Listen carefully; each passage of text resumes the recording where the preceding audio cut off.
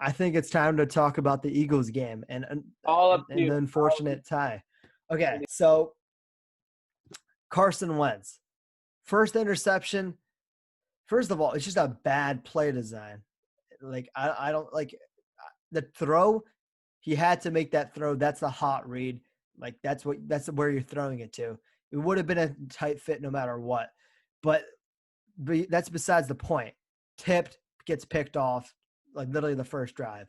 His second pick, horrible pick, extremely horrible, man.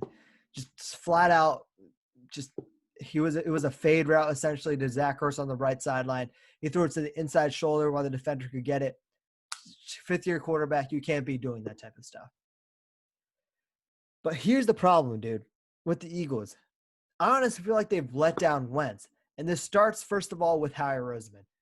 He made a big deal about getting these wide receivers, getting the speed, getting these great playmakers on the outside.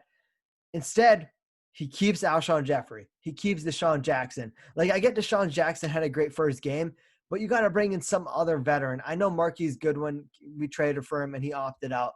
But that can't be your only moves. You're relying on one guy who he had a shoulder injury in the Super Bowl year. He's been injured throughout his entire career, even trending back to the Bears days. And you're looking at someone, when you look at Deshaun Jackson, consistently has been missing games the last few years of his career. And last year, he missed essentially like 14 and a half games. What are you doing here? Like, you can't have your number one wide receiver be Greg Ward consistently and hoping that pays off. John Hightower, he's a fourth-round pick, fifth-round pick. Quez Watkins, who's just being brought up from practice squad, another fifth, sixth-round pick.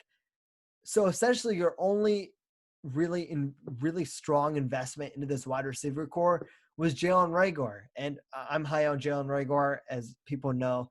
I think he's going to be a great player. I know Justin Jefferson won off last week with the Vikings, and everyone's talking about how we should have drafted him. I still think it's too early to judge Jalen Reagor, and it's one game for Jefferson, and I think Reagor probably fits what we need more. But where's the wide receiver talent for Wentz? I don't see it anywhere. Like, you're just dependent on these guys who can't separate. Greg Ward is a slot wide receiver. He's decent at route running, but you don't want him to be your outside wide receiver. And going into this week, our wide receivers look like they're going to be Greg Ward, Deontay Burnett, who's another practice squad guy drafted in like the 7th round, 6th round, drafted by the Jets, I believe, a few years ago. John Hightower, drafted this year, a rookie. That's not like a starting caliber wide receiver core. And I know that the guys who were commentating the game, they were just talking about how Wentz needs to find a guy to pass it to. Like, the entire game, they're like, I don't think you'll watch the game all, but the entire game, they're like, so who's Wentz's target going to be here? Because we know that the Bengals are just going to double team Ertz. And without Goddard in the game, who also got hurt, he's going to miss a few games with a fractured ankle, I believe. Without Goddard in the game, all you had to do is double cover Ertz, and one of these guys is going to have to beat you, and they're not going to be able to. Just a systematic failing for Howie Roseman when it comes to failing of Carson Wentz. J.J. Arcega-Whiteside drafted him above DK Metcalf, A.J. Brown. So many good wide receivers that were taken before him last year in the 2019 draft, or taken after him, rather, who just have done leaps and bounds more than what he has done. He's done nothing in his career. 0 catches going to his 3 games. He has some phantom injury again this year that he's dealing with. I don't care, man. You're getting on the field. You're a second-round pick. Go produce. But Howie Roseman, what are you doing? Why did you pick this guy if he's just not going to produce? You prioritized him over DK Metcalf because DK Metcalf ran a slower 3-cone drill. Like, I don't know what you're going to say about that. And from the coaching perspective, 47 throws. I think I had a stat about Carson Wentz. It might have been 2 weeks ago or last week. It was something like, I'm forgetting the number off the top of my head, but he's extremely bad. I think it's like he has like 8 wins or something like that off the top of my head, where he's throwing like for 40 passes or more in a game. 47 attempts here. Did we watch the Bengals game last week?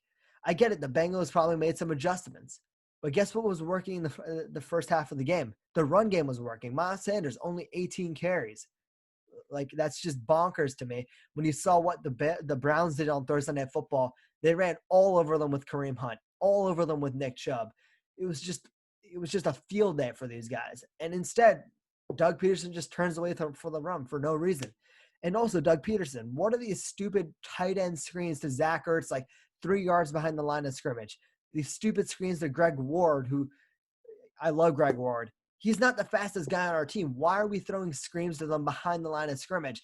Zach Ertz, he's slow. Like, he's a great possession catch. He's going to make those tough catches for you. He's going to make those touchdown grabs. You're not looking for him to make rack, bro. You're not looking for yards after contact for him, yards after catch. That's not his game. Just overall, first of all, the defense played phenomenally. 8 sacks. This defensive line is going to be special. Even Javon Hargrave hasn't been fully healthy, and the team is just going off. Josh Sweat, Brandon Graham having great games.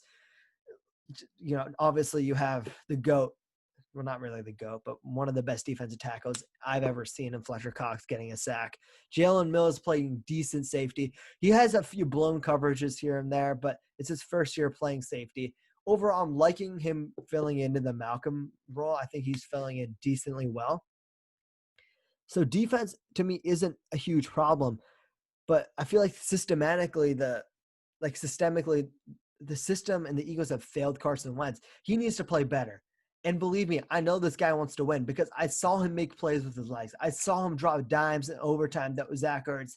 And you're like, where have those throws been? He wants to win. He has that motivation. He's not rolling over and dying. He's not like people are saying he has confidence issues. Well, he probably does because all he hears are jail. Like I'm pretty sure if he scrolls through his Instagram comments, it's just going to be bench you for Jalen Hurts, bench you for Jalen Hurts. You suck. Why are you our quarterback? And that's obviously not great for like a quarterback mental wise, but like I can see he wants to win. I can see he has that in him. Like he played good in that last probably 15, 20 minutes or whatever. He played as good as he probably could have played. And for Doug Peterson to in overtime, for those of you who didn't watch the game, we essentially had a chance to kick a 64-yarder game-winning field goal with 19 seconds left. Or go for the Hail Mary.